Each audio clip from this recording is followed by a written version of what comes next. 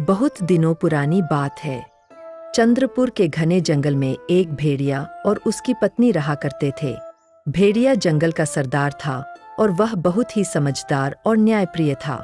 अगर जंगल के कोई जानवर कोई मुश्किल लेकर उसके पास आते तो वह उनकी समस्या का निष्पक्ष हल निकालता।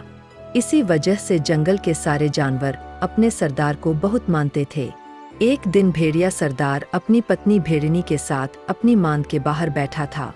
तभी वहां एक कछुआ और एक लोमड़ी आए। सरदार जी, मुझे इस लोमड़ी के खिलाफ शिकायत करनी है। इसने तो हमारी नींद हराम कर रखी है। नींद हराम कर रखी है? मतलब क्या किया है इस लोमड़ी ने? सरदार जी, मैं अपने परिवार के साथ तालाब किनारे आराम से सो रहा था। तभी यह लोमड़ी आई और हमारे सारे फल चुरा लिए। फिर पेड़ पर चढ़कर सब खा गई। यह रोज ऐसा करती है और हम भूखे रह जाते हैं। कुछ कीजिए सरदार जी, हम बहुत तंग हैं। सरदार जी, मुझे माफ कर दीजिए, मैं ऐसा दोबारा नहीं करूंगी। तुमने जो किया वह गलत है। तुम सजा की हकदार हो। आज से अगले 1 महीने तक तुम कछुए और उसके परिवार के लिए रोज फल लाओगी। अगर कछुए ने शिकायत की कि तुमने समय पर नहीं दिए तो तुम्हें कड़ी सजा मिलेगी। हाँ सरदार जी, जैसा आप कहें वैसा करूंगी। भेड़िया सरदार इसी तरह न्याय करता था और जंगल के जानवर उसे बहुत पसंद करते थे। एक दिन भेड़िया और भेड़िनी मांद में बैठकर बातें कर रहे थे। दोनों बहुत उदास थे। सरदार, आप इतने समझदार और न्यायप्रिय हैं, फिर भी ऊपर वाले ने हमें संतान सुख क्यों नहीं दिया? हमने तो कभी कोई बुरा काम नहीं किया।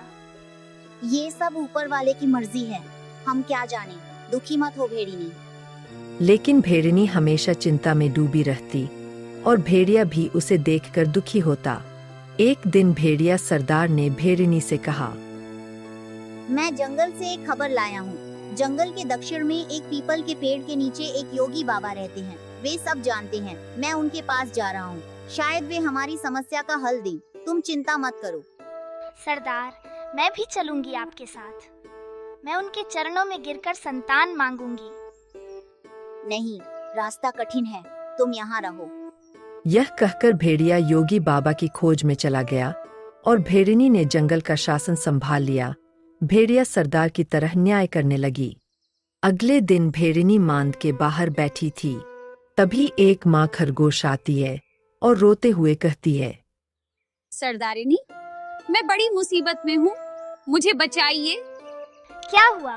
तुम कहाँ से आई हो?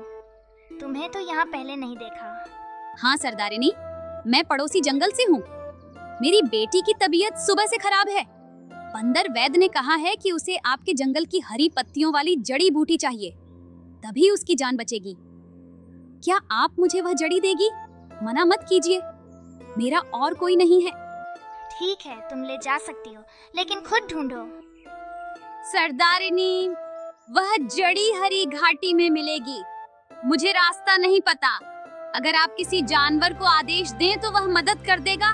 दया कीजिए। नहीं, हम जंगल की सुरक्षा नहीं छोड़ सकते। खुद जाओ, यही काफी है।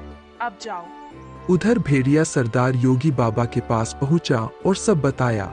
योगी बाबा बोले, तुम न्यायप्रिय हो, इसलिए मैं तुम्हारी इच्छा पूरी करूंगा। ये सेब लो और अपनी पत्नी को खिला दो, संतान मिलेगी। धन्यवाद योगी बाबा। भेड़िया सेब लेकर लौटा और भेड़िनी को खिला दिया।